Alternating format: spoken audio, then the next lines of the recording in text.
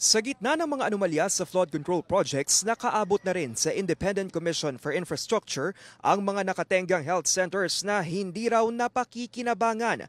Kaugnayan ang natuklasan ng Health Department na nasa 300 tinatawag na super health centers na natapos na pero hindi nagagamit. Sinimula noong 2021, layo ng mga pasilidad na gawing mas abot ang healthcare sa malalayong lugar gaya na lang ng pagkakaroon ng diagnostic services, outpatient consultation at iba pa.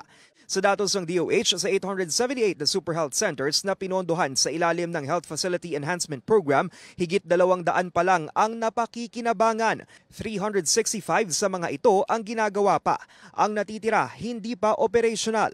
Ayon kay Health Secretary Ted Herbosa, higit 170 sa hindi nagagamit na pasilidad matatagpuan sa Luzon. Ang nakikita naming obstacles to operations are number one, kung minsan walang power, walang water.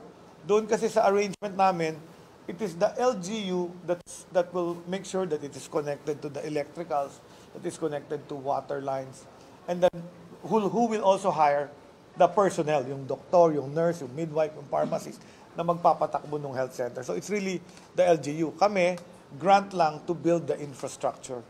Nag-ugat ang isyong ito ng inspeksyonin ni Herbosa ang tinawag niyang non-operational center sa Marikina.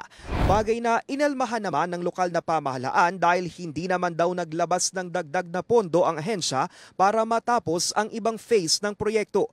Sabi ng kalihim, inutusan niya ang kanyang mga regional director na silipin ang 300 centers na hindi nagagamit ng publiko. Makikipagpulong din daw siya kay Public Works Secretary Vince Dizon dahil may proyektong DPWH din ang nagpapatupad. May paliwanag naman si Herbosa sa kanyang viral na pahayag sa inspeksyon kung saan sinabi niyang mas mabuti nang sila ang magsiwalat ng mga irregularidad kesa ang ahensya nila ang ma-expose. The problem in government is that I get all the blame. Remember, if the health system is poor, even if it's devolved, who do you blame? The Secretary of Health. After 1991, mukhang hindi ko lahat karga yan. Kasi nga, may local health system na. Ayon sa Independent Commission for Infrastructure, handa silang tumulong sa DOH pero ang ahensya na raw mismo ang nagsabi na tatapusin muna nila ang investigasyon. Kaya prioridad pa rin daw ng komisyon ang higit 400 ghost flood control projects o yung mga proyektong sinasabing natapos at nabayaran pero hindi naman makita. Once we are fully capacitated, we will then look into this.